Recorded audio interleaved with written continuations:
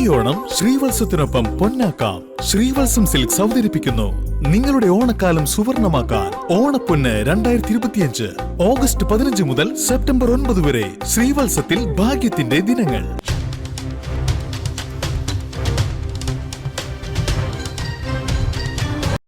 നിരണം വലിയ പള്ളിയിലെ എട്ടുനോമ്പ് പെരുന്നാൾ നൂറുകണക്കിന് വിശ്വാസികൾ അണിനിരുന്ന പ്രദക്ഷിണത്തോടെ സമാപിച്ചു. സമാപന ദിവസം വിശുദ്ധ മൂന്നിന്മേൽ കുർബാനയോടും പള്ളിക്കടവ് കുരിശടി ചുറ്റി നടന്ന പ്രദക്ഷിണത്തോടും കൂടി എട്ടുനോമ്പ് പെരുന്നാൾ ഭക്തിസാന്ദ്രമായി സമാപിച്ചു.